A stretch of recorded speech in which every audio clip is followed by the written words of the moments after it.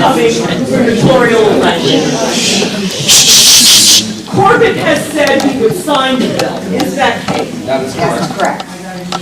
My concern is Wolf has a 7-point lead at this point over Corbett. Where does Wolf stand on this? I think I know. Well, let me go over both of them. Governor Corbett has said he will sign the bill if it reaches his desk. Yes. That's all he has done. He could be more forceful, and quite frankly, he could win this election if he come out strongly in favor of the bill. And we met with his campaign manager back in late February, talked with him for over an hour, told him we had the ability at this point to swing between 50 and 70,000 votes statewide, and we would endorse the governor if he would come out in favor of the bill. For some reason, he has refused to do so. But at the very least, he says he will sign the bill. I guess it's better than nothing. Tom Wolf opposes the bill. And I've heard a lot of people say, well, the bill is sunk, and he has made that statement, he opposes the bill. End of story. And people have said, well, if Tom Wolf is elected, we're sunk. I don't know that I necessarily agree. I mean, at this point, Corbett has a slight lead because of what he said. But I'll give you an example I told a couple of other people earlier. Michigan, in the late 80s, they had a large movement to eliminate the property tax. They had a General Assembly of one political party, a governor of the opposite party. They actually passed property tax elimination legislation, which really didn't have any teeth, more than anything else. It was designed to try to embarrass the governor, and they hoped he would veto it. He called their bluff and he passed it. He signed it. In the end, they hadn't figured out how they were going to pay for it, and they got rid of the local property tax and partially went to a state property tax instead. Point of it is, if the General Assembly passes this bill, and chances are the General Assembly is going to remain Republican, it's quite possible they would pass the bill just to try to embarrass Tom Wolf. This has been floating around now for 10 years. The media coverage on it lately has picked up tremendously. And in fact, your local newspaper here, you're the... Inquirer. No, not Philadelphia newspaper. They are part of the Digital First Media Group. Digital First Media, which also has newspapers in Norristown, 2 in New York, 1 in Lebanon, has actually took this on this year as one of their prime responsibilities. They've been advocating for the bill all year. So we've had a lot of good media play this year. If the bill passes the General Assembly, it's going to explode in the media. Would Tom Wolf have the courage to veto the bill? Our feeling is it'd be political suicide. So maybe Wolf being elected would not be as bad as some people seem to think it would be. And I don't know, that's just my guess. But I think he'd have a real tough time vetoing the bill if it went through the General Assembly and got to his desk. I see a hand back here. Go ahead. Question: if that would be voted on in, say, 2015, and if it would be voted on and passed in 2015, what's the timeline for it being implemented? That's going to be dependent on the leadership. The intention is right now to introduce the bill as soon as possible after the General Assembly reconvenes in January. Prime sponsor in both the House and Senate. I mentioned the primes in the Senate, the prime in the House is Jim Cox. Their intentions are right now to introduce it as soon as possible. There's only one variable in it, and that's because the numbers I gave you were dependent on 2013-2014 property tax revenues. Now in the interim, in August, we had more property tax increases statewide. So we're going to have to relook at the numbers and make sure they're still where they were as I showed you on that chart. I tried to rough it out myself. I'm guessing we're looking at probably another 2 to 3 ticks on the income tax to meet the increases, which would be instead of 4.34, somewhere between 4.36, 4.37. Not a huge increase, but we have to make sure those numbers are right. So provided we get the numbers back from the Independent Fiscal Office in a timely manner, the bill will be introduced very quickly in June, or rather January. From there, it's up to the leadership how quickly they want to move the bill. My guess right now is we'll see movement in the Senate before we do in the House, because the House GOP leadership is fighting against it so hard. And that's why it's important for you to place pressure on your representatives and senators even after the election is over. Call them every week if you have to. Send them emails. Do whatever you have to do to keep the pressure on them and tell them, you want this done, or next election, we're going to find somebody else who'll get it done.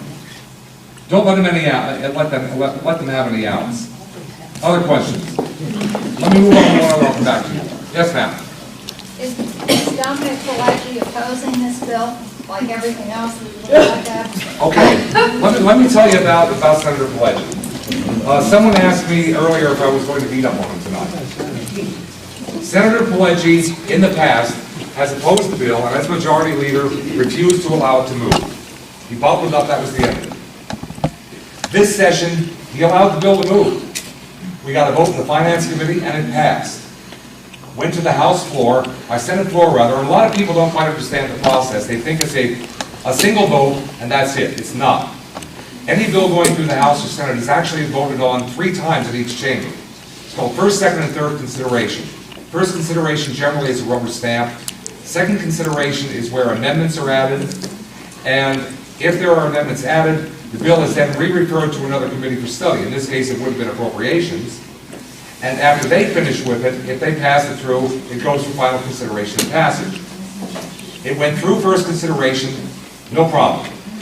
Senator Pileggi said he would not allow it to run for second consideration, knowing it was going to go to appropriations, said he would not allow it to run for second consideration until the votes were guaranteed in the Appropriations Committee. The 2 Democrats and the 2 Republican primes went back to the members of their caucus who were on the Appropriations Committee to do a straw poll. We needed 14 votes, we got 13. Because we couldn't guarantee the votes in appropriation, Senator Pileggi was not allowed to run for second consideration in the Senate. So to say that Senator Pileggi was holding up the bill isn't really true. He put that provision in it, which really wasn't a bad provision. The Senate Republicans have a history of never having a bill defeated in the Senate. And we think that's probably what he wanted, to make sure that this would not be defeated either, and he wanted the votes in appropriations first. What killed me about the appropriations vote, Senator John Blake, who's from the Scranton area, doesn't like the bill, but voted for it in the House and the Senate Finance Committee, and he said, I don't really like the bill, but I'll vote for it to advance the process. We won in that committee 6-5. Senator Blake is also on appropriations. He refused the committee's vote in appropriations. He was the swing vote. There were others we knew who were going to oppose it. There was no question, we expected it. But for Blake to vote for it in one committee and not in another, nobody could figure that out. Fortunately, the man has an opponent this year. And for any of you who remember Bob Mello and the Kids for Cash debacle in the Northeast, Bob Mello, Senator John Blake is Bob Mello's protege. He's cut out of the same mold, is just as corrupt, and just as owned by the unions. So that's why he didn't allow the bill to move, but it was unprecedented that he would vote for it in one committee and not in another. I'm sorry, I kind of rattled on there, but that answers the question about Senator Pileggi. He allowed the bill to move, and that's the first time that has ever happened. It was unprecedented, so he does not support the bill, and he will not vote for it. He's already made that clear. He's my senator, I know him well. Well, and you can keep pressuring him to see if you can get him on our side, because actually, if he was fully in our corner, it wouldn't be a case of just allowing the bill to move. He could get behind it and push the caucus to get behind it. He could do that if he wanted to. So yes, keep the pressure on him. But he did more this year than he has ever done before, so I can't really beat up on him too hard. Yes, sir? Who controls the amendments? Reviewing the amendment process before second consideration, there is no control. Any member of the Senate can offer an amendment to the bill, and then they vote on it. And you can be sure there would be some amendments in there. You're going to find, for example, there's no question the attorneys will file an amendment to eliminate attorneys' fees. And our stance on that has always been, okay, you want to eliminate attorneys' fees, tell us how we're going to replace the money. Then we'll listen to what you have to say. And the same with anything you want to eliminate. But the amendments are controlled by the members themselves. Anyone can offer an amendment. They vote on the amendment, whether or not it's adopted is up to the entire Senate or the entire House. Okay? I have a question about the upcoming senatorial election in District 26, and there are many in this room. This would be the replacement for Senator Erickson. Yes. Do you have any idea where Tom McGarrigle and John Kane stand on this issue? Both were here but have miraculously disappeared. Well, neither of them have said they support the bill. I tried to do some investigation to find out whether they are actively opposed to it, and I don't know. But I know neither of them at this point support it. I was happy to see Mr. McGarrett here tonight for the entire presentation. No, that was Oh, that was hard to contain. My apologies. My apologies. Mr. McGarrett left earlier. I wish he would stay. The reason I'm saying that, and I told you this story earlier, for those who didn't hear it. We did this presentation in Johnstown several weeks ago. Senator Wozniak is the senator out there. He was adamantly opposed to the bill. We did the presentation. He was there. Afterwards, he got up to say a few words and came up with the usual excuses. The numbers don't work. This is wrong. This is wrong. And everything he came up with, I had to counter. At the end of it, he said to Dean Klopp, correct, Dean? He said, I'm like a Catholic convert. Yes, sir. That's the words? Yes. We turned an opponent into a proponent. And Senator Wozniak voted for it in the Senate Finance Committee.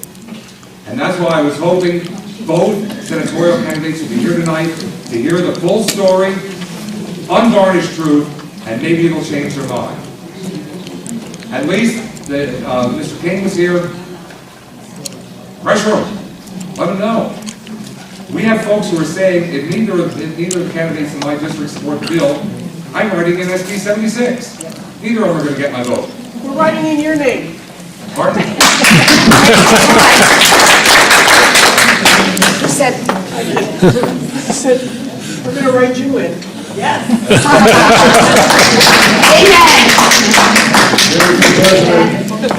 Anyone else with questions?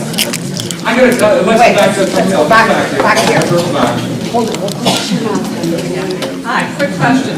I think this is very important Please, folks, information to get out. Please, folks, calm down. I'm having trouble hearing her. Go ahead. I think this is very important information to get out to the different towns. Are you going to be having these like town hall meetings in the other boroughs throughout Delaware County? Well, I don't do this myself. Somebody arranges it. But I, hey, I answer that one? have a meeting, we'll travel. Anybody who wants to set a meeting like this, I'll be more than happy to do it. We make a date. In the past 2 years, I've done more than 100 of these across the state. I've been out of Allegheny County and Pittsburgh a couple of times. Anybody who wants to set up a meeting, I'll come and do it. It's just I don't have the time to do all the legwork required. Like I said, a woman in your district reached out to me, touched me. I cried for 3 hours. When my husband came home, I told him what was going on. He said, you do what you need to do, honey, to stay here with me. I'm sick, and I might not see this bill pass. But like I said, I'm giving it all I have. Don't fear your representatives. They should fear you. They should fear you. Did I see a hand over here with a question? Yeah, there was one over here. Who was it? You had mentioned, you touched a little bit on other states, what they have done. Yes.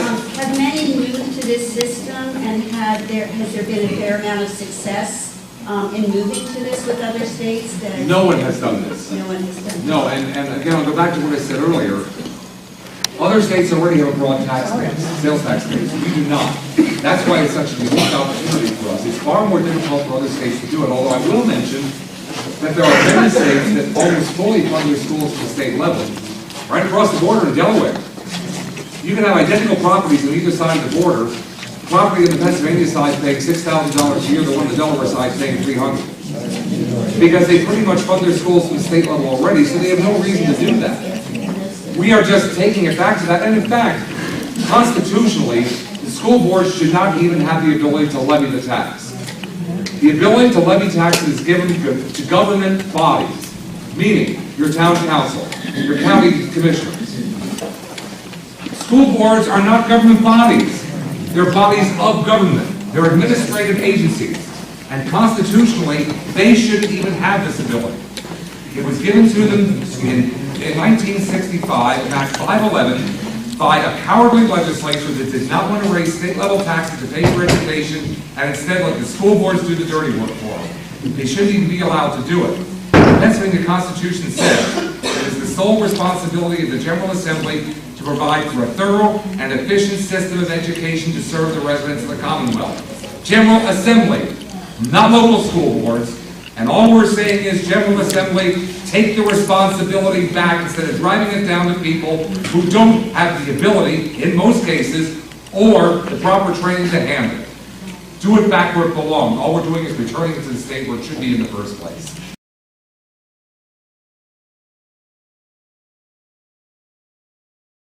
Whose brain?